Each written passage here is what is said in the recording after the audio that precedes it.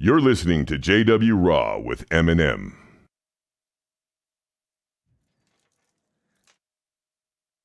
We are live.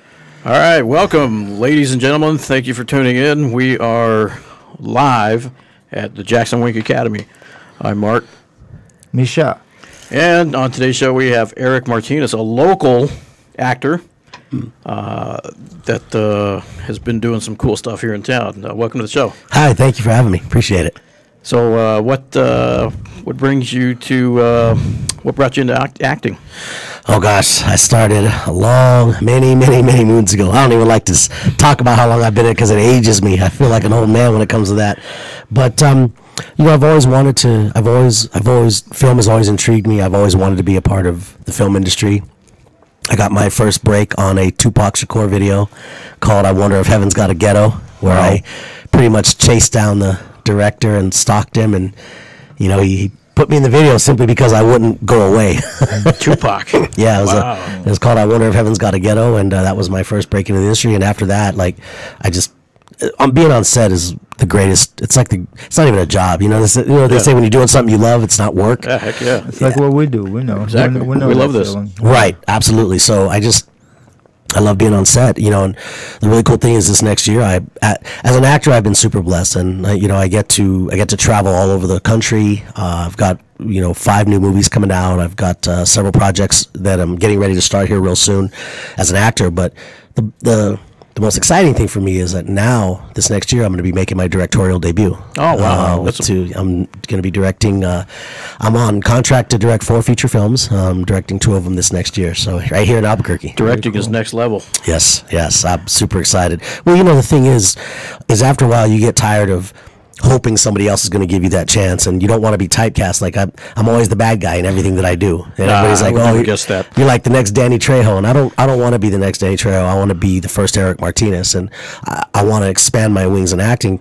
The problem is that most of the time, when I'm called to do something, it's always for the bad guy or the criminal, and with these films that I'm directing and producing, I get to expand my horizons as an actor. So yeah. Well, cool. So, you're born and raised here in Albuquerque? I was not born here. I was raised here, but New Mexico is my home. I love Albuquerque. I've had the great pleasure of being able to travel quite a bit. New Mexico's home to me, and I just love the city. You know, here's the thing. It's funny because everybody I run into outside of New Mexico is trying to come here, and everybody from here is they want to leave. You know, they call it the land of entrapment, but I love it. It seems like that, yeah. I got entrapped. Right. Very much. Right. Yeah, I mean, I love it here. The red and green chili will get you every time. Not mostly the chili, but the gym and the climate mostly. Right. Like, I love the weather here. Yeah. I mean, look, it's like December, you know, and it's beautiful out. Yes, absolutely. For the most part. Right.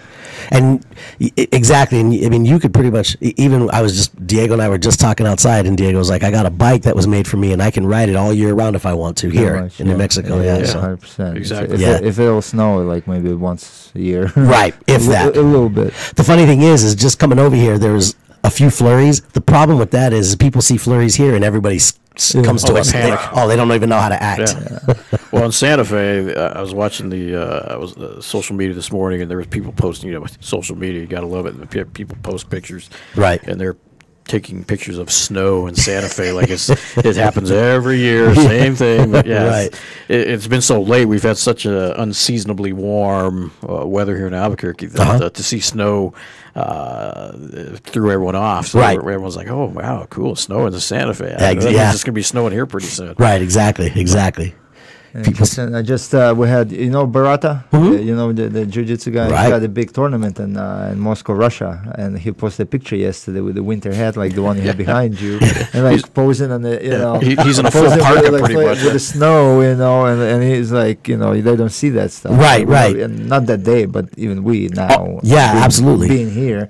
No, hey, go get a sled. These Brazilians are used to that nice warm weather all year round, and he's over there in a parka. Like shaking and stuff. Yeah, a little barata, man. Yeah, it's crazy how different parts of the world operate in different like frequencies, you know, because in Russia, like, this is so normal, you know. You'll have. I remember me growing up there as a little kid, you know, like you'll be going through like piles of snow as high as you are with a little bag, you know, and just going, you know, to your school and stuff. Really? Yeah, and here is just like, you know, you get snow like that, everything shuts down. Everything shuts down. I lived in New York and New Jersey. It's like storm coming, you know, and then just like 2 showers of snow, you know, and everything stopped. I can definitely speak for that. Albuquerque is very spoiled. I mean, like you just mentioned, in other parts of the world, if it snows or whatever, doesn't matter. Get to school. Right. Whatever it's going to take to get there, hike. Well, in parts of America too. Like I lived in Wisconsin for many years. For first time I came to America, I lived for a year. You know, it's a very heavy snow. You know, in the winter, right? You know, Great Lakes around and stuff. It's a pretty bad weather. And it gets a lot of snow. But so they used to. They just. We're creatures of here in Albuquerque, since it's snowing in Santa Fe, they probably have the schools on alert, and for that, they're thinking of canceling schools. Oh yeah. Kids are like, kids come and on, teachers, we want more snow. Right. Yeah, you know, they wake up in the morning, look out at the window, they say, "Oh man, it looks like it's gonna snow." Yeah, get the day off. Absolutely. That's why schools are going to crap. I think. I don't know. It's a whole other topic. But, there's so much going on in this world. It's crazy. Like we're changing, man. The whole human existence is changing, like in front of our eyes. It's kind of sad. Yeah, it sure is. It sure is. I don't know if you guys heard. I was on my way over, and I get messages all day long about it. Every day I get personal messages on my inbox about, because you guys know anti-bullying is one of my platforms. Yes. And again, this morning at Aztec High School here in New Mexico, that shooting. Really? 2 students were killed, and they're attributing it to bullying. They're saying it was because of bullying. Yeah, it's up north part of the state. Just this morning. And they were shot? By gun? Verified killed this morning, I don't know if it's kids. They didn't say give bullies more guns, bro. It's just, you know, it's crazy to me that, you know, and for me, every day getting messages like that, every single day, just yesterday I posted a video about a little girl, 13-year-old, who their family had to let her off life support because she tried to kill herself because of bullying. And it's just all social media stuff, you know. You know, it's super sad, and to me, like, I think a lot of where that comes from is it starts at home, where, you know, either they're not getting enough attention at home or they're getting the wrong type of attention at home, you know. It's kind of unfortunate, man. So tell us a little bit about your organization that you started because of that, or is it's not because of that? I guess it's to help the bullying situation going on. I've always said that if I ever get, you know, if my career ever gets to a point where my platform I have a voice and people will listen and I can create positive energy out of it, you know, I'm going to do that. Anti-bullying for me was something, you know, because as a child and, you know, growing up in middle school, elementary, and high school, I was bullied, and you know, it was something that was very near and dear to me. And then about 9 years ago, when I met Quentin Aaron, who is my best friend, Quentin and I met in Atlanta, and he had an organization that actually was against bullying as well. It's called the Quentin Aaron Foundation, and together we teamed up. And after that, as they say, the rest was history after that. And we know Quentin. He's actually he comes over here and works out with Dr. Bo. And I'm the one that it's funny because I'm the one that brings him. Yeah. Oh, okay. He was living with me. Yeah. That's right. We talked about that. That's when I first saw you. Yeah, I remember that. Yeah. So he's a great guy, man. Yeah, he's back in Tampa right now working on his documentary. But we're going to be doing some anti-bullying stuff here together real soon here in January and February. Yeah, Quentin Aaron, if you guys don't know him, he was on The Blind Side. He played the character on The Blind Side that was modeled after the NFL player. So, as a matter of fact, if we can assist, because obviously we do have a big platform to begin with, and we're always on that good side too, man. Like whichever way we can assist in this regard, because absolutely, it's not right, and you know, with this big Isaac Shermanator thing that blew up, it wasn't anything really that we tried to, you know, in a way like, oh, it's a good thing for PR. No, it just happened organically. And that's why, and everyone picked it up and will go with it. The same thing, I think, with bullying will happen. Probably the same thing. If there's any way we can help, because we do know people suffer from that. 100%. Absolutely.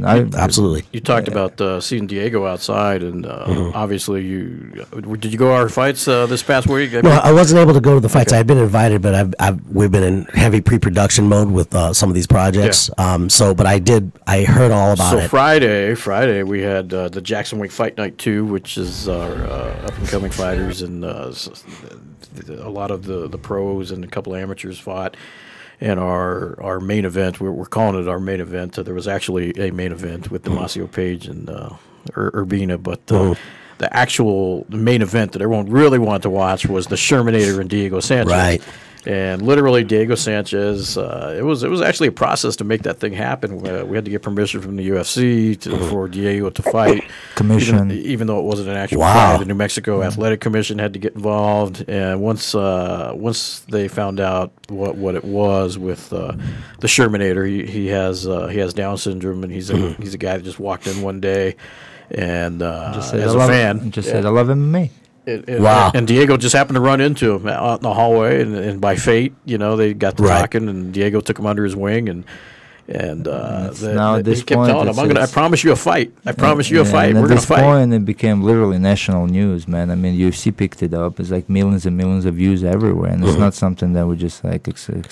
It's just like one of those things that, just like I said, happened organically. Well, and it was funny because on the way over here, I was thinking about that very topic with Diego. And one of the things I told Diego this outside, and Diego and I have been dear friends for many years. I love Diego. We all do.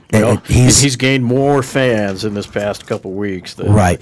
They've seen a whole other side of the guy. Probably the whole his career. Right. Well, but you know what? Here's the thing, and you said it perfectly. It wasn't for publicity. It wasn't. It was all organic, and that just listen. That's a testament to Diego's person. That's who he is. He's the kind of guy that I don't care where you're at. You can meet him anywhere, and he's going to treat you with the same respect, and he's going to be good to you. When I saw that, the first time I saw him training with the Shermanator in here, I was coming in to see Dr. Bo, and I saw him in the octagon, and I was like, man, that's beautiful, man. Yeah. Like the fact that the Jackson's gym as a whole allowed that to happen, where you guys allowed him to come in here and live and train and amongst all the greats in here, what a beautiful thing. Well, believe me, we never expected it to take on such a big production. It got huge. I made a video of that fight along with the others, and we posted it on our social media, and it's been shared millions and millions of times. The UFC just shared it yesterday, so it's kind of cool to watch the comments from ESPN, the highest level fighters. ESPN contacting us, like Bleachers Report, Unilad,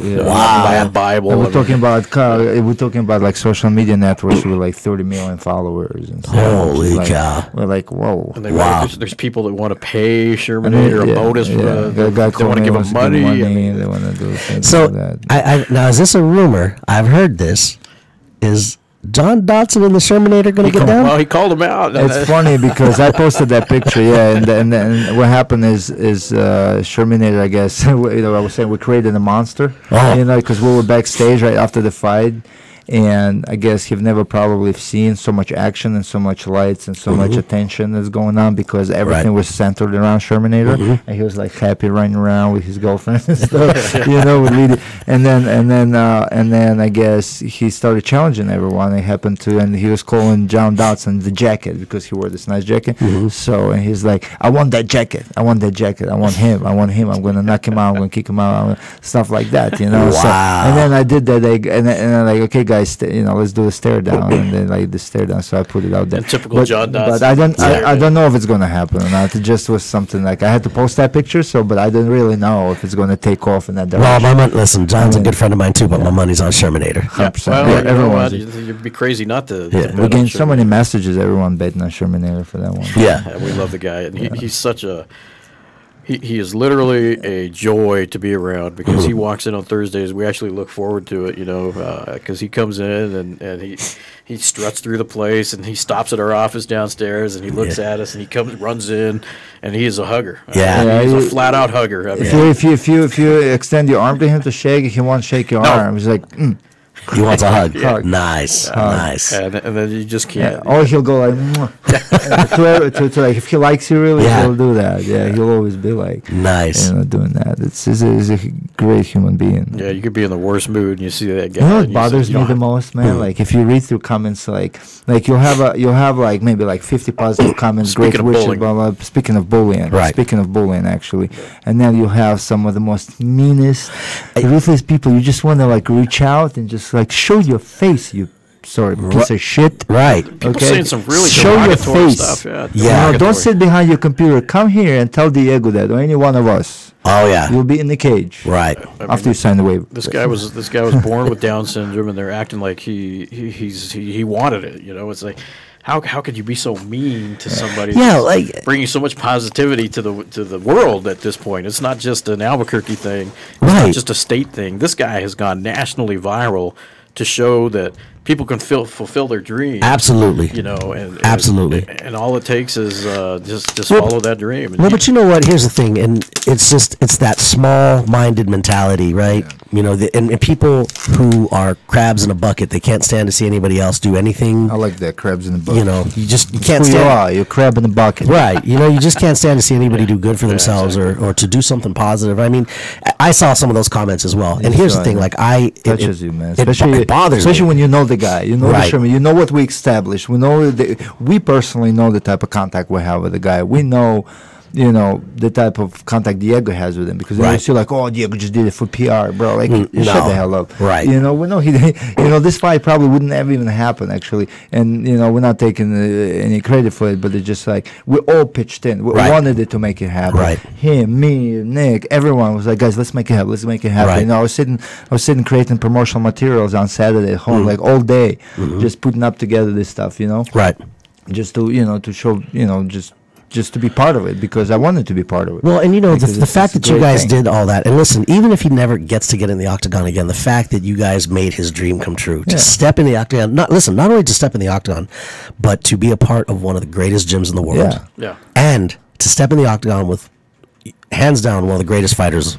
To ever live. Well, to ever live. There was a lot of people behind the scenes that made it happen. You know, Fresquez, the promoter, Doris, that team that when we first approached them about it, they were like, We weren't sure, "Well, because yeah." it was like we don't know if commission will allow. Then we gotta Right. get permission from UFC. We don't want to get in trouble. So it's like, you know, there's a lot of things that Right. involves around it, because no one knows if it's exhibition, real fight. Now, even people write on the internet like, what just happens? A real fight? Did Diego really lose? You know, did he lose his contract in UFC? Yeah. Like, did he get kicked out from UFC? People ask him what's craziest stuff. Craziest It's an stuff. exhibition. It's a Right. good story. I had It's read a good story. I had read a comment where someone had told like- Diego, "Oh, you should have smashed his face." Yeah. in." Yeah. I'm like, "Are you? Come on, man." What's wrong with It's these like, people? Yeah. well, there's the baiters, man. They want to engage into conversation. I don't know what they gain by it, No. really. It's like, okay, you want a response? Is that what you want? You Right. want a response? I Right. mean, well, the response will be, go F yourself, Right. really. That's Right. the response. There's no other response to it. Right. You know what I'm saying? But, like, you know, it's done is done. It's a good thing. It was a beautiful It's thing. Listen, my hat's off to Jackson's Gym, Diego, to Sherman Aaron, and to everybody who was involved. I thought it was a beautiful thing. I shared the video. Yeah. I And loved it. crazy part about it is, like, you know, I read someone on social media too yesterday saying, like, well, like I was saying, it's for PR, blah, blah, blah, you know, just do the good deed, don't have to show the world. Diego never did anything. It was like everyone was following him. The Shermanator will come in and they train, whatever. And Right. Diego wasn't like, hey, take a video, post it. You know, Diego never did that. No, never. It's us, you know, because we saw something beautiful, and I was just Right. say, we have to document it. It's not like Diego, like, was doing it, you know, I'm going to be famous. You know, no. he's already famous. Never. Yeah. He never needed that. No, never. You know, Never. he never needed that. He needed it in the way of that he's a man of God. Right. He's a good person. He's just, everyone is just Diego. He's a good-hearted human being, and he did what he did, and it blew up. Charles, the Professor Wilton, just made a comment on Facebook, and he wants to put it out there to all you haters out there. Fuck you. Which that's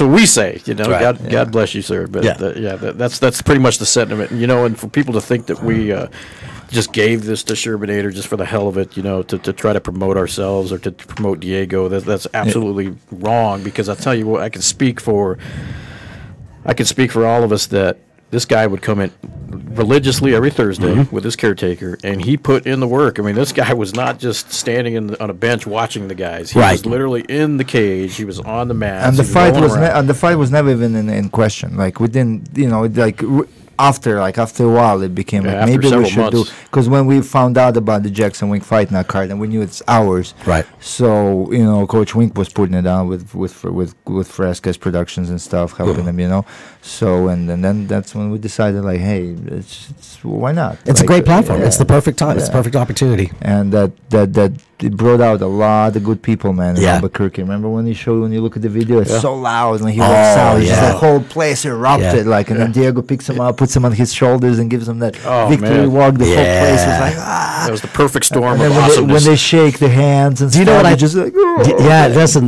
What I thought was really cool too is I love the way Diego really played out the whole arm bar. Yeah, and like he was actually hurt. And notice how technical that setup was. Yeah, I mean, he guided him towards it, Yeah. like, because obviously it's Diego, and Right. one of the best grapplers in MMA, Right. But and it just the finish and the way the extension and the way he threw the legs over and his hips up and put the hips in, it was like straight up technical. Right. Right. They drilled that. Mhm. They drilled the takedowns. They drilled the things.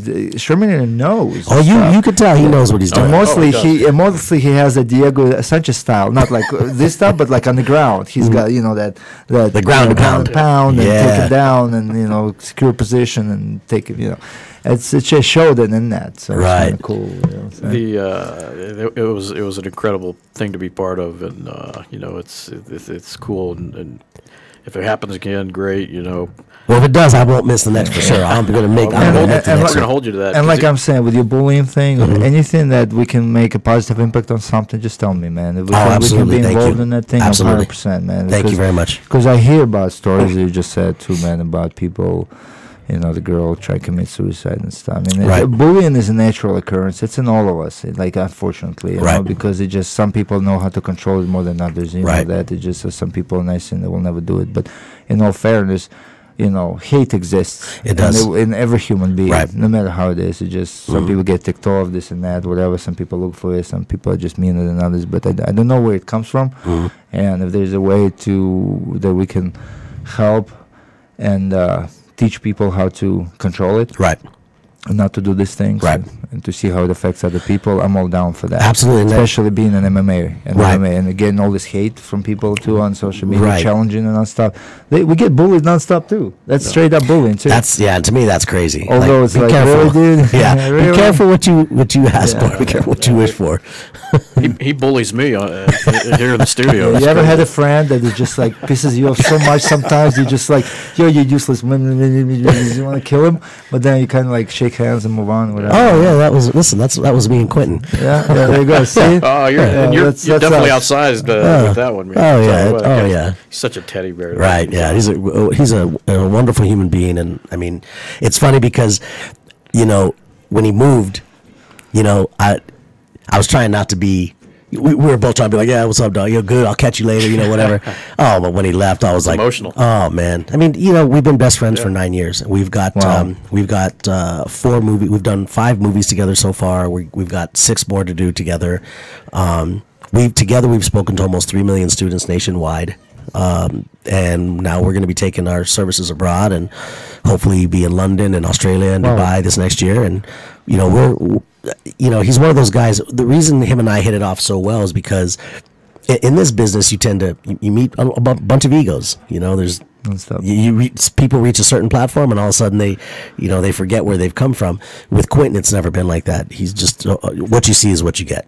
Yeah. You're right. He's a big teddy bear, and Yeah. I wish him nothing but the best. And he'll be back here. We're shooting the movie Peril of a Godsend here in New Mexico in late January, and he'll be here for that. Oh, We would cool. like to have him on the show. Absolutely. It would be great. Yeah, It would be great to absolutely. talk. Yeah, invite him. Yeah, definitely. What's the biggest project you guys got done together, movie wise, like, or in production type of thing? Well, one of the biggest movies we just did, it's in theaters now, in select theaters across the country. It's called Justice. It's a Western film that we did together. I like the title. Yeah, It's in the movie theaters. Yeah, actually? yeah. Oh, It's, wow. it's with Stephen Lang from Avatar and okay. Jamie Lynn Sigler. Oh, yeah. And You guys are big. yeah, so we got to work on that together, and then another one that we're going to be doing is with this one's The Peril of the Godsend. It's with it's Tyler Perry's cousin, Marlon Campbell. He's shooting the film here in New Mexico, and we're going to be doing that together. Well, we both co-star in the film, and then after that, my 2 films. which we have a great cast already attached to one of them. One of them is actually based on a true story that happened here 8 years ago about bullying. A hazing incident that actually made national news. Which one was it? It's the story of the hazing incident at Robertson Las Vegas High School. Oh, wow. Okay. In New Mexico. Okay. That made national news. It made national news. In fact, it was so big it changed the scope of the way schools handle hazing now. Yeah. You know, because back in the day, hazing was just something that it was kind of an initiation thing, right? It wasn't even a word. It wasn't even a word, right? Yeah. And now, because of this incident, it changed the scope of how that's dealt with. So I'm very honored to be producing the film and directing it and co-starring in it. We've got some great names attached. Vivica Fox. Wow. Are you going to be filming it on location in Vegas or here? No, here. We're filming it here. All right. We need Vivica Fox here. Absolutely. We got Noel G. I just did a movie with Vivica in New Jersey called Jason's Letter. Yeah. Oh, cool. I lived in New Jersey for a long time. Yeah, I love it. I love New Jersey. Yeah, my son is there. So you were also in Shot Collar with a few of our guys, I guess. I actually fought John Dodson in a prison fight. It was me and John fighting each other in a cell. In a shot caller? Yeah. I saw shot caller. Was there John Dodson? Wasn't there? Yeah. Well, here's the thing. Did they put it- Jardine? That's No, I know that, but I don't remember John being there. We both made a cameo in the film. I got called. I was actually out of state filming another movie, and I got called. Came down.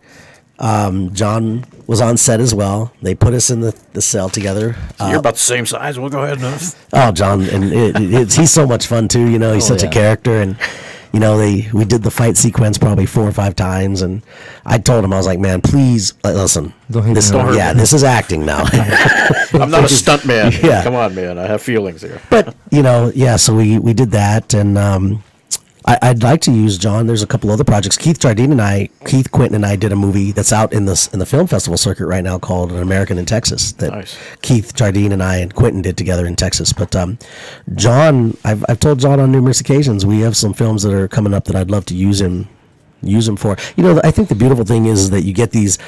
You know, someone like Keith who really takes the art of acting serious, you know, and he doesn't want to be known as the ex-MMA fighter that's now an actor. Yeah. He wants to be taken serious. Branch out. I Right. That from that. Talk about being typecast. Yeah. Yeah, right. So It's like me. They've been like asking me to play bad Russian all the time. Man, I got that bad Russian part with Michelle and Carlos. We did that movie and stuff. I had pretty badass fight scenes in there. Yeah. Cross the lines waiting to come out. Hopefully one day. Yeah, they're trying to shop it But, around right now, I guess. But it's, Yeah, it's always that bad Russian, man. I'm like, I'll take it. I'll do a couple of parts if there's a role for me or whatever. Yeah. Okay, but it's Wink doesn't let him do too much because then he's afraid yeah. he'll lose him. It's just one of those things that it's time consuming, you know. Yes. But I'm saying, like, but small parts, like if you ever need the Russian, man. I think we There can you make go. that So work. that's his plug for himself. Absolutely. Me and Mad Russian. You need Absolutely. you need another short little fat Mexican too. I'll raise my hand for that too. Well, let's do a fight scene, Mexican versus Russian. Oh, yeah. I'm waiting Yeah, for we that can make one. that Like, happen. Let's Yeah. make it. No, that we can make that Chapo happen. versus El Putin. Chapo versus whoever. You know, but let me ask you, it's funny, since bullying, I kind of ran through my mind in this morning. Since you're in the bullying aspect of, like, you have your organization, have you ever heard about, like, Russian military bullying and, like, hazing that happens in Russian military that's, like, been known? I don't know if you ever heard, if you studied that part. No, I've never. Yeah, Russian military. I don't know. I think they changed it now a little bit more because the terms of because military in Russia is mandatory. So it used to be 2 years, right? Now I think it's 2 year and a half because they tried to get rid of that hazing. And in Russia, what they would do is, like, if you go for 2 years, right? It's mandatory, obviously. You get signed up, you go. So for first year, you like a rookie or whatever. So like you become a victim to people that are like in the second year. So because they're like, higher and they have rank or whatever, blah, blah, blah. So you like wash their socks and you get beat up and, you like, they give you a toothbrush and you go like, rub floors with with toothbrush and clean toilets and stuff. It's pretty nasty. Like, you ever seen that Full Metal Jacket? Yes. Like when he gets, that type of, like, in Russia, boot camp does not end in like 8 weeks. Really? Yeah, it's like it's that first year of the military. Just like it's horror. A year of And boot camp. you should look it up if you I will. bullying stuff. It's like it will serve as a good example for your like organization in a way of and Russia been combating it like for a long time, trying to figure out like, you know. But it's been a systematic problem for many years. So the Russians actually consider it a bad thing, the hazing and the bullying. Of course they consider. Who would want it? I mean, kids die, kids hang themselves, they cut wrists and stuff. It's like, I mean, look about this. Like, you know, you're a young kid, right? 16, 17, you know, you get mandatory pulled down to a military, right? And you've never been away from your family. You know, it's like you've been in school, whatever, right. And you get pulled out, you know, and then you end up in the military, and all those guys are making fun of you and literally piss on you and you know, stab you with forks and shit. That's crazy. Like, these kids get tremendously abused. Not that I'm saying, but it's all over. It's all over. Just Google it. Russian military. I will. You know, you will be like shocked. We're about to set up our system where we can play some stuff and show this stuff, but clips, like we can't clip. I think Nick might have showed some fight highlights during the show. Yeah, so it's pretty cool because we. Yeah, that was an amazing event. It's nice. It's hard not to talk about it. Right, yeah, right. Always brings it back, cause now it's like hard to actually, like, you scroll through your feed on social media, and it's everywhere. It's everywhere. Like you just see, like. I saw it probably 5 or 6 times on the way over here. Yeah, UFC shared it yesterday. I mean, that's like, it was like in five hours, like, million views, like, on the spot. Well, and a big shout out to Dana White for allowing Diego to do it. Yeah, well, yeah. Imagine if you said no. Oh, really? No, imagine. Yeah, he's kind of a bully himself. I don't know, but he bullies UFC fighters. Wow. In his own little way. But yeah, right. he I guess it actually got to his level because. Yeah, we had to get permission because obviously, you know, no one wants to get in trouble. Lenny for Fresquez had to call him and say, "Hey, look, this is for a good cause." And right. Of course, Dana's a busy guy. He probably didn't even care what the hell. Yeah, just let it happen. But he told him, he says, he probably explained, hey, this is for this, and it's Diego. He's not going to get his ass kicked. It's not like, right. You know, it's all for fun, and that's all it was, fun. Yeah. And it turned into a really cool thing, and here we are, still talking about this thing a week It just later. shows that anyone can do it, bro. Like, anyone That's can right. do it. Like, you don't have to become a fighter, because I was reading also, coming back to comments with people saying, like, it's a false sense of, you know, giving a false sense of identity, false sense of security, because he'll never be, you know, it's not about that, man. Like, we know he's not going to become a UFC fighter, right. Or an MMA fighter for that matter, or, like, you know, if you have a goal, you have a dream, right? Like, go after it, do it. It's like, if there's something that makes you happy, do it. Why not? It doesn't. There's people looking for this reasons all the time. It's simple. It's more way simple than what you see. Sometimes. Right. Well, and here's the thing: to Terminator, he trained like it was a real fight. When he stepped in that octagon, to him it was a real fight. Yeah. Like, and to make his dream come true, to be a part of that. I mean, how is that a bad thing? Yeah. You know, so. Yeah, the bad thing. Who's the biggest Hollywood actor you played with that you got a chance to work with? I'm curious. Ooh, well, I mean, so many, but yeah, I mean, who stands out the most from the A-listers? Wow. See, it's hard for him to name. He got so many. It's like someone asked me, "Who's your favorite MMA fighter?" In the gym, I'm like, I worked with Denzel, but is he as big as Tom Cruise? I mean, it's at that level. You're. Well, you know, the thing is, for me, I've never really measured it based on, you know, the actor. I've always based it on the experience. I mean, I've been blessed to work with many great people, but the experience of being on set with different people and seeing how they operate, professionals in their environment, right? Like, you know, one of the biggest goals on my bucket list is to one day get to work with Tom Hanks. Wow. You know, and I've actually, you know, I got to meet Tom, you know, several times, and I got to tell you, like, just being around him, he makes you want to be a better person. Like, he really makes you want to be better at everything that you do. And this is coming from a guy who Hollywood, they said for years he wasn't a good actor. He could never carry a movie. I mean, you know, back in his sitcom days, you know, no one really banked on him. And look at who he is today. You know, Robert De Niro is another one. Wow. He's on my bucket list. So, but I've gotten to work with a lot of great people. I mean, Vivica, for me, it was funny because Vivica has always been one of my favorite actresses, always. And when I got to finally work with her on this film, I was really surprised by how her process, when she gets in character, her process is kind of crazy. Like, because, listen, Vivica's hood. Like, she's really that chick. Like, you don't cross her. I'll never forget the night after our first day of filming. I didn't know we were in the same hotel. Well, I'm in my room, and I hear this just someone going off in the next room, and I was like, what the heck? It was like 2 o'clock in the morning. So I put my ear to the door. You know how they have those doors that combine 2 rooms? Yeah. So I put my ear to the door, and it was Vivica. And she is going bananas on her publicist. Really? And I was like, now I see why 50 Cent was scared of her. I've seen people do that. It's funny. You see it. I'll never we do it all the time. many years ago, we'll shake hands and say, bro, never again.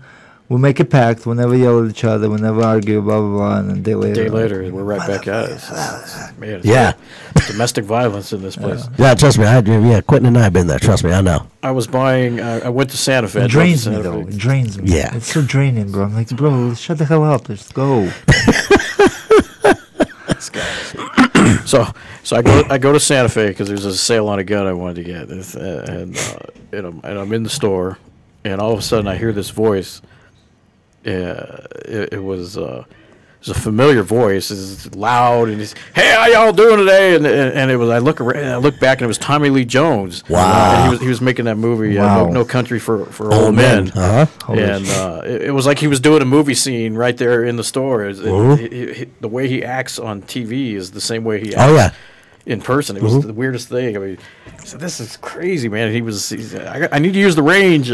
Tina was the Tina's range house over in Santa Fe, and she had like a little range in the back of the store. But anyway, she was giving him some private lessons or something, and it was just so cool seeing the way these actors are in person. Is Right. A lot of the times the way they act. It's very Well, you know what's funny it's funny because people meet me and they're like, everything we see you and you're like this vicious bad guy, but we see you in person and you're tiny and you're really nice and humble, and I mean, it's kind of funny because like another one of the actors I worked with, Christian Slater, who Big one. Christian is, in my opinion, he's our generation's Jack Nicholson. He's such an incredible actor, and I mean, I worked with him on Love Lies Bleeding, and I couldn't. I mean, I don't ever get. I've been around them all. So I don't get starstruck. But I got to tell you, trading lines with Christian for me was. If it wasn't for him joking around with me, there's a scene where he's holding a gun to my face and he's demanding, because he's a bad cop. He's a dirty cop in this movie, and he's looking for his money, and he thinks I have it. And in the script, he's not supposed to call me any names, but in the scene, he's holding the gun to my face, and he's like, "You little pinto bean, what did I tell you?" And I'm trying not to laugh because I'm trying to be serious for I've him. never been called a pinto bean. And he called me nacho cheese. He called me a pinto bean. We did like 9 takes. And the really cool thing was the director was very, with a guy like Christian Slater, you got to just let this guy breathe and let him do his thing. We finally got through the scene, but he really made me feel, and he pulled me aside and he said, "Listen," he said, don't match me. Just do you. You know your lines. You're a good actor. Handle your business." And man, after that, it was beautiful all day. So they're normal people. I mean, they walk around the streets. I mean, some have their little entourages and stuff. And but Albuquerque is really becoming a big another Hollywood. You see them here all the time. Affectionately known as Tamalewood. Tamalewood. That's okay. It's tamale season right now. We should. Well, we have Albuquerque Mountain. We should someone have to maybe we build Hollywood. We have Tamalewood. On the mountain, we have the mountain to match. That's funny. Maybe we could do that. Yeah. Who can maybe we can do some fundraiser or something to get for the sign. The guy that plays Thor, I forget his name. The big guy. My past job, he called, or somebody called, and I show up and it's him in his hotel room, and he says, "I got to report a crime." He says, he pulls his pants down, shows his ass, and says, "Someone shot me in the ass." I'm like, what the hell? What? Yeah. You never told me that story.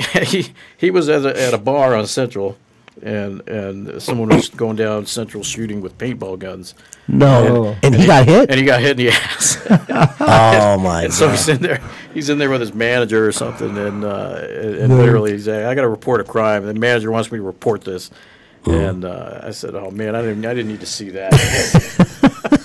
So Thor's ass. Nice. Oh, yeah, that was. It's kind of funny. It's surreal though. These people are just Yeah. walking amongst us, and you see them on TV. You're like, It happens a lot with like people get starstruck with MMA fighters too, because there's so many powerful MMA fighters here. It just because this people for some reason, you know, they become iconic. Now it's like when you get used to it, it's no more. It's no no more more. the Well, same. that's what I was It's just like- gonna say. I mean, for you guys, you're around. Yeah. You're amongst some of the greatest to ever do it Yeah. every day. But they walk out and go to a store, and people are like freaking out, Yeah. like you But know. if I were like to have like is some like Al Pacino sit here, I'd be like.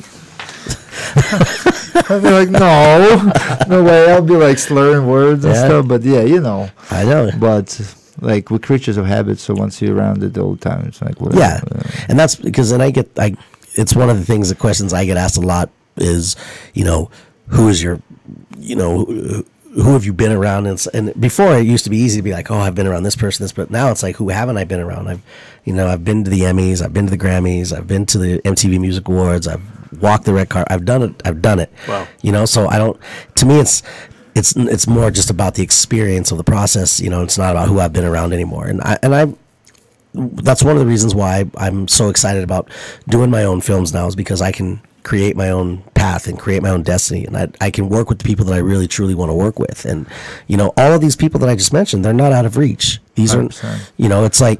it's like from someone on the outside of here to talk to Carlos Condit, they have to go through this whole channel. But if you want to talk to him, you just go downstairs and talk to him. Yeah, literally. It's Literally. I mean, Holly Holm, John Jones, Well, we're afraid to talk to Holly. But either or, when especially should get in for a fight like this, yeah, it's like stay away.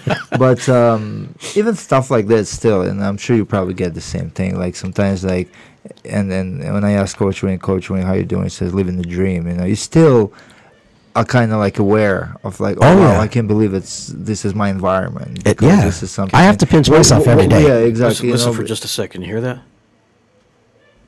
That's Holly. Yeah, That's I Holly. hear it. Yeah. See, it's the You know that scream. Everyone knows that And that that's war like all cry day- of and hers. that's like all day long. Yeah. So, and that's like you still like you said, pinch yourself. You'd be like, wow, I can't believe this my life played out that way. Like Right. it's pretty cool, man. Yeah. And I do it all the time. let me ask you this, like because obviously just like with MMA and MMA world, and everyone wants to be MMA fighter, and then in acting, there's a lot of people want to be actors, right? Mm-hmm. And there's so many and directors and stuff. Like, what do you think would separate? What do you think you would need to do to stand out as in the directing world? Because there's so many movies coming out all the time, and something like what does a guy need to do to make it as a director and just make it stand out and make some good product that people are gonna like Well, the thing is one is vision and preparation. It's vision and preparation. I mean, when you have a vision because just like every person, not one person in this gym throws their punch is the same as the next, right? 100%. You create your style. Right. You create your style. Once you can put that vision of style on camera and on screen, you automatically separate yourself by the way your style is. And here's the thing too, you surround yourself with people better than you, 100%. and you create an environment of happiness. Listen, I've had the pleasure of already directing probably 20. I'm shooting a documentary this weekend that I'm directing. I'm shooting another documentary next weekend that I'm Always directing. something. It's always something, and it's to hone my skills. But the one thing I've always understood, I've directed numerous trailers. You can see them. Yeah. One's Money is King. The other one is Busy Day with Keith Jardine and Quentin.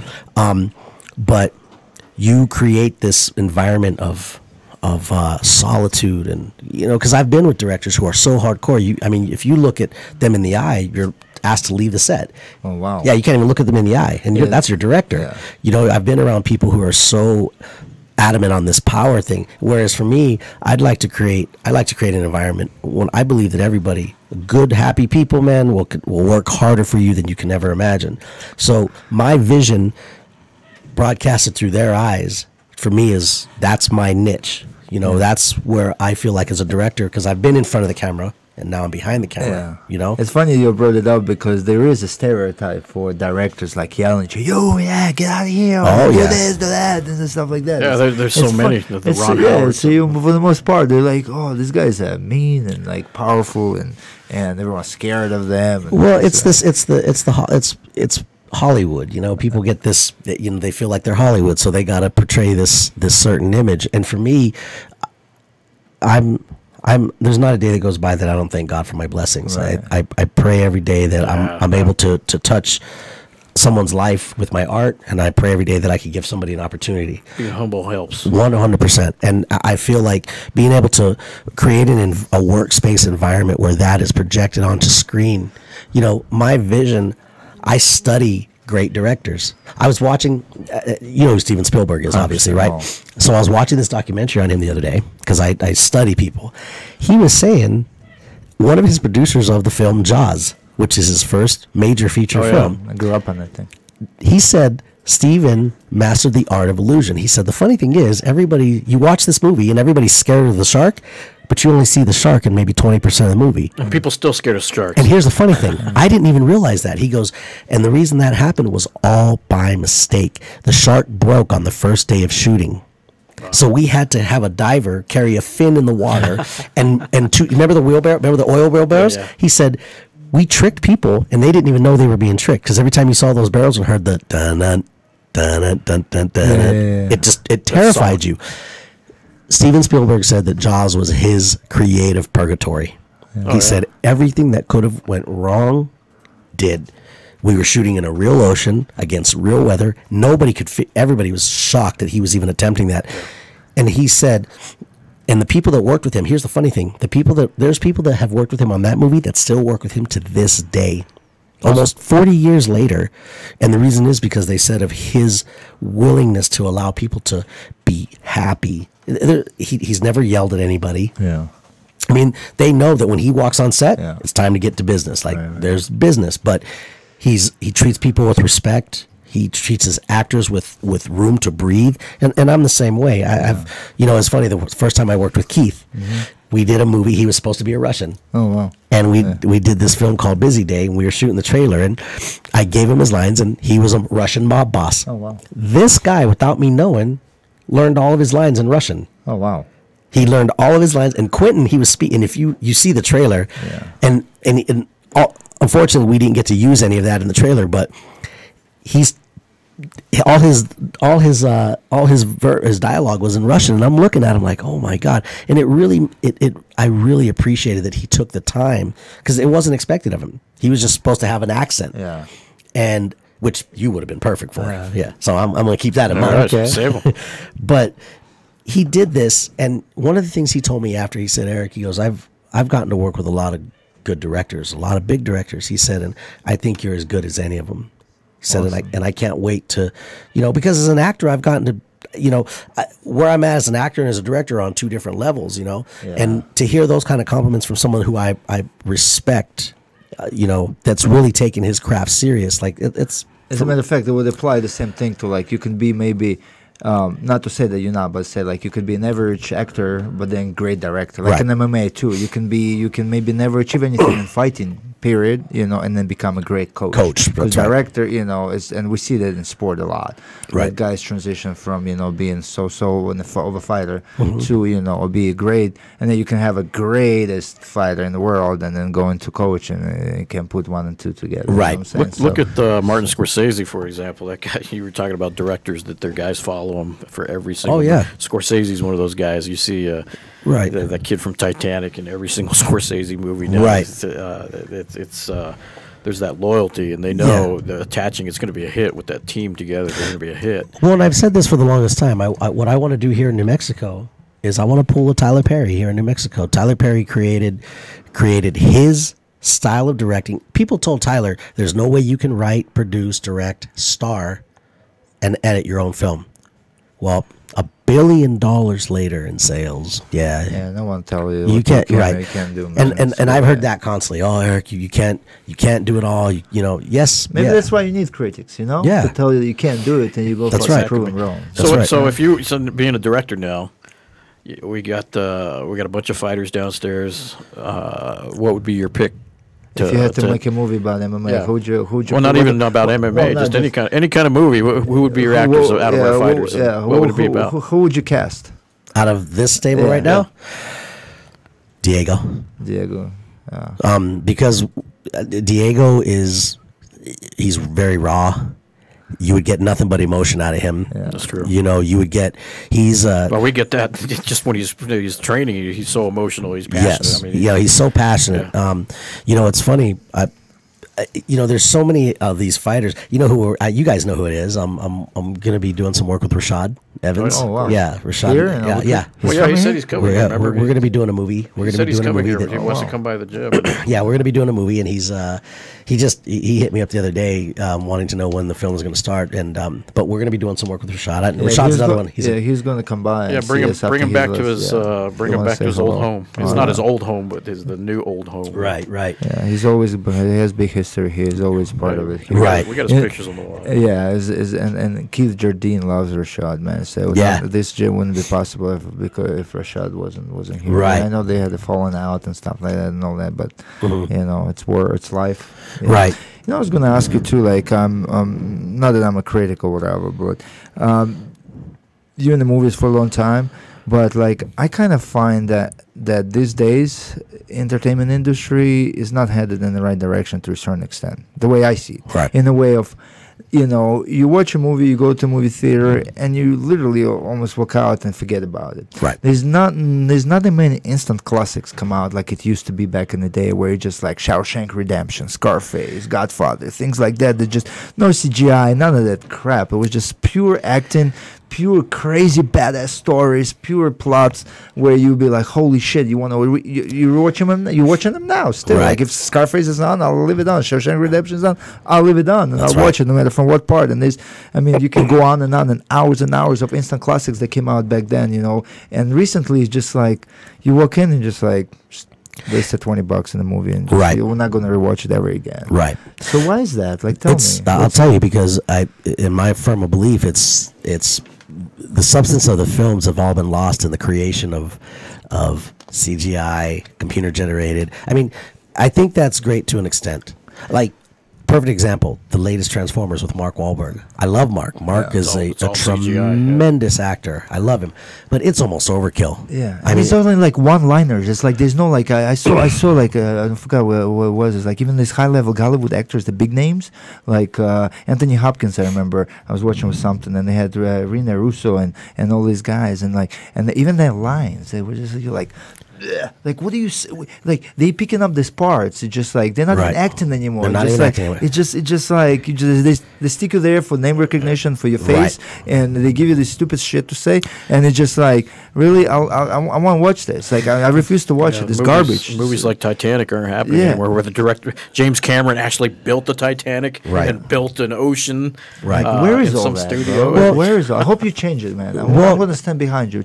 Help change it. Well, yeah, and Help that's change one it. of the things with my films. Like the two films that I'm doing, the two that I'm directing first, one is called December Rose, and these are both character-driven films. There's no CGI. Yeah, good. There's no violent gunfights. It's depth. There's depth in the story. There's love. There's loss. There's pain. There's Yeah. redemption in both of these films, and that's why I've chosen to take the route of doing it myself, doing it independently with the money that we can raise, Rocky. and create good character traits around these actors that I know will bring it to the table. Noel G, have you seen Fast and Furious? Yeah. So Noel G plays Hector in Fast and Okay. the Furious, the Spanish guy, the quintessential. He's the Yeah, same. yeah. He's typecast. He looks like Yeah. Hector in every movie he's in. He's one of our leads in Cardinal Sin, and everybody was like, Eric, why would you do that? Go out and get a big name actor that can really, And I'm like, look. The difference between someone like Noel G and one of these big name actors is exactly what you said. These guys are being paid for their name to be in a movie. They'll say these one-liners who everybody thinks is brilliant because it came from them, Yeah. and there's no substance in the film after that. Not at all. We have the opportunity. I have the opportunity with my team to create something that people will watch over and over and over again and say, "Wow, man!" And leave the film going, "Wow, what did I just see?" Yeah. And that hit me. It was like. Have you seen The Passion of the Christ? Oh, I love that. Like something like that. This is. I'll tell you oh what, my man. God. Yeah, no, Mel, I'll cry like a Mel baby. Gibson. When they found out he was doing that movie, the studios were like, "What? yeah, they didn't want to give him the money. No one's gonna buy Paid it. out No of one's his gonna pocket." see this, right?" I'll tell you what. I don't know if when you guys saw it, tell me if you felt this way, because I felt this way. I mean, it got so bad to the point in that movie where it was just like, I can't even take this no more. Like, please. Like I wanted Jesus' character to just bring down the angels of wrath on these people that were hurting him, you know. But that had everything to do with Mel Gibson's directing style. Powerful movie. Powerful. He wanted to show you the pain. You felt it. You felt it. Oh, I mean, I cried like a bitch. Oh, I was bawling. I'll never cried like that in my entire life. Oh, yeah. I mean, did you see it? Did you see it? Oh yeah. It was the most controversial movie also at that time. Yeah, the scene where he's walking when they up the hill when they're torturing him, and it's just like no way. Well, and they show you how his skin is falling out. And then you think about it. See, now they wanted Mel Gibson to direct several other big CGI style movies, right? He chose this, and he one. chose that one. But then he turned around and did Hacksaw Ridge. Yeah, there you go. Which was another. Now, granted, it was very cinematic in terms of the war scenes, right? But the story, he never left the true message of the story.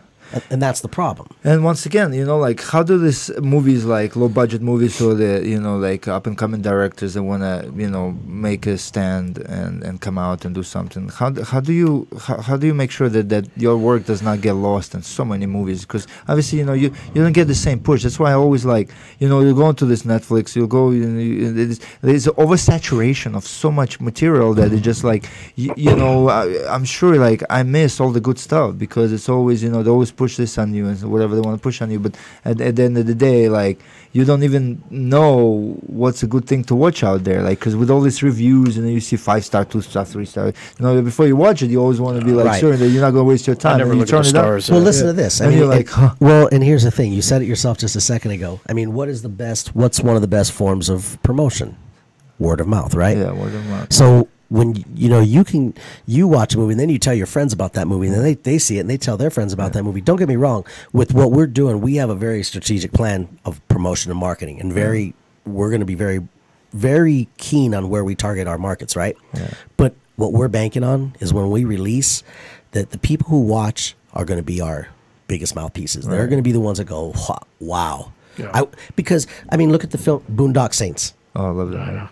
Love them. And to this day, do you know that movie? William Dafoe, who played such a contrasting character. I mean, what was he? He was a gay cop in the film, and he dressed like a woman, which was horrifying. I mean, I never forget that scene. Gave me nightmares for years. That movie was made for less than $200,000. Wow! Right, like the Blair Witch Project. Who knew that was going to turn into something? Nobody would release that film. Nobody. Yeah. So the director who was in the movie, he's the guy the director is actually the funny man, the with the beard. Yeah. He released it himself in select markets, and it just grew and grew and grew. And to this day, Showtime, HBO, Cinemax, they all pick it up on regular rotation. Yeah. I mean, you know. It's like I like the Open Water too, the same thing. Remember Open Water? It was just nothing but water into people. Remember? Just that movie made like gazillion dollars. Horrible, you would just sit there like what's going to happen to them? You know it was based on a true story, so you know what's going to happen to them. Scared me to death. Yeah, scared me to death. There's just certain things that will come out like that. It just like, or the true story shock the world. The true story of the ship that got shot by the submarine and by the Japanese, and they all got eaten by sharks. And this movie's like real. They when you can turn a true story into a movie portraying the screen, it's so cool. Well, I'll tell you, like this story, the movie that we're doing about this hazing incident. I mean, there's a lot of people really nervous about this because it's going to bring up a lot of old wounds and issues, and you know, we're going to get a lot of publicity just off of that alone. And I'm hoping that, you know, with the story that we're being told, we're telling it from the redemptive side of the coaches. Yeah. You know, because they were pretty much blamed for everything that went wrong. And come to find out, they did everything that they were supposed to. Yeah, whichever way we can help, man. And like I said, we have so much, possibly maybe even talented guys here downstairs, you know, training and stuff. Like, these are guys, they love it. They love it. We have our guys, you know, that's why we have a good connection with the Albuquerque studio. So I want to make sure that you guys, you know, these guys need work too. You know? I have a question for you. Has the gym ever been used as a location? No. To a certain extent, Well, but not for any big production. just but for because UFC it's kind events, of new not- for UFC. UFC came and paid big bucks, like to remodel, I think, for John Jones before he fought Daniel Cormier. We had small projects here and there, but nothing like Our problem legit. is our parking lot is a big thing. Yeah, 'cause so if that we would bring hurt. semi trucks and And they all said, that. oh, a lot of somebody said, because we get actors and movie stars and directors come here through all the time. Oh, this is so cool, but like a lot of times they say, well, the gym is so nice. We're looking for like those, you know, The grungy. underground grunge. I'm like, you can turn anything to it, you know, Right. but would love to. Would love to. If I could find a way to, I was gonna list this gym on the website. That there's a website that you can list your property and stuff. We just Yeah, gotta with take hand some, learner, hand learner at the take some city. pictures and stuff. We're gonna do it, but. If you have any ideas, I'm more than welcome to hear. Because I have a film that I'm doing later on in the year in 2018. That I mean, the gym would be just the way it is, be a perfect Yeah, location. we'll set up let's we'll do set it. up a meeting. Talk we'll Mr. talk- Wink about it for sure. like Yeah. I said, we're always open for that. Yeah, if we can do that, why not? You know. Yeah. Yeah. Well, you've been extremely generous with your time. We appreciate you coming in today. Definitely. Thank you very much. Before we sign off, I want to give a shout out to our partners in all this. The CBD Boutique. They're a local company who's been very very good to us to help create this show. They've got a great product, and Give the product are over. you familiar with CBD at all? Yes, actually, I am. I They sure am. they're one of our big. They're our. Yeah. They've been doing very good by that. They by gave us some us. samples. This is our. That's some of the product they have. You just Nice. take that orally and. There's a business card too, and where to find there's a punch card too, where you can. But we go love here working in with town. them. Yeah, they've They've good, been very partners with us since the accommodating. beginning. Diego is actually their main sponsor. Oh, Yeah, okay. have you seen Diego post that Yeah, stuff? yeah. That's that Yeah. stuff. In Yeah, fact, when he so- walked out for the Shermanator fight, he was wearing their shirt. It's Nice. pretty cool. He'll help you stay calm, sleep. You know, Really? there's no THC in it. There's no hallucinations, nothing. It's you know what CBD, right? Yeah, it's right. It's a good holistic medicine for pretty much anything. I take it every day in the morning, at night. Yeah, Do, and you, what do you just take a couple Just drops? take- you take it under your tongue, yeah, Yeah, that's- under your tongue. Half a half a dropper, half a dropper. under your and- tongue. Let it Okay. sit there for a Is couple- this for me? Yeah. Yeah, that's yours. Oh, thank Yeah, you that's very for you. much. Yeah. That's what's Yeah. up. Appreciate that. Yeah, look at that. Yeah. Okay. CBD Boutique. Yeah, Yeah, if CBD you need some Boutique. refills, they got a place over by the university. It's and very they clean. just They opened up get it another from one. Colorado Farms, 'cause Nice. right around the next state over. You know, so it's none of the Chinese stuff. Okay. You know, that no one knows Yeah, where it is, but- nobody mystery weed from somewhere. Yeah, yeah. Right. Who knows where So it's from? try it, you know. Just I will. try and spread the word out, because a lot of people on this pain medication and you know, like what you call it. Trying to do our part to get people off it's the, not the just pharmaceutical yeah, crap not, that's Right. out not there just just killing it's everybody. not because just our sponsor, but it's just because It's good. It's actually good good stuff. for you. And Right. I've been using it. I was just thankful that they came around Right. and they helped us start the show, and they'll give us a platform to Nice. help people, you know.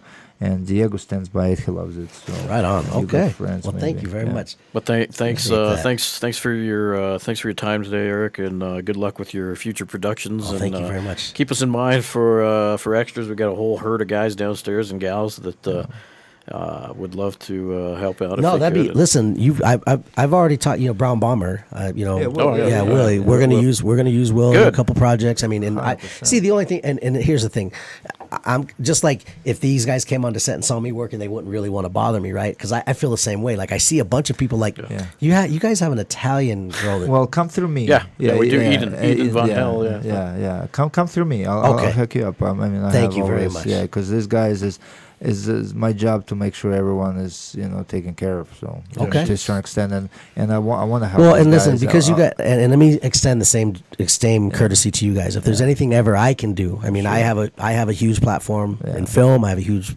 I have a great social media following that grows every day. If there's anything that I can do to help spread the word on the show Yeah, or spread the word on your events, put your fighters to work, give them some work on the film sets, I'm in. Because a lot of guys come from so many different parts of the world and Right. the United States, too, and then they have hard time having their careers take off. So Yeah, we got you know, Italians, we got we Russians, we got Russians, Brazilians, this we and got that. you name it. You know, They're some can fighting work, here, some so. can't. Obviously, so we have to be in that regard. But even a lot of guys in America, and stuff that they can put in work. They hear, Right. and then it never ends because there's so many new guys always coming over. Right. You know, and Misha, can you help me with the job? Man, Misha, I need to find a job. I need to, So they have that dream, and we try and facilitate their dream. Absolutely, absolutely. And give them the tools to succeed. And that's why I've been so trying to connect with the studios, and with movie industry. Because absolutely. It's it's here, and it's one of those things where it is hard to find a job for many guys, So well, when Marlon comes into town, he's the writer for Peril of a Godson. He's Tyler Perry's cousin. When he comes in town, I'll bring him by the gym and introduce him to you. Please do. Because I know he would use a bunch of these guys, and it's a military style movie. Yeah. So and probably 50-75% of these guys are military to begin with. So have guys with so many different backgrounds. Right. And those listening on Facebook or our social media, just to give everyone a heads up, we're going to be getting ready to go on to the iTunes app, and we're going to do some actual podcast stuff. So tune in. Other ways to listen to us. We appreciate you listening to us, and thanks for your attention, and thanks for your time. Even if it's just driving down the road, tuning in for a few minutes, we appreciate you, and just keep on watching, and we're trying to bring you some good people on the show. But again, Eric, thanks again. We'll see you next time. All right, thank you. Thanks, guys. Yeah, thank you. Through these doors walk the greatest fighters in the world.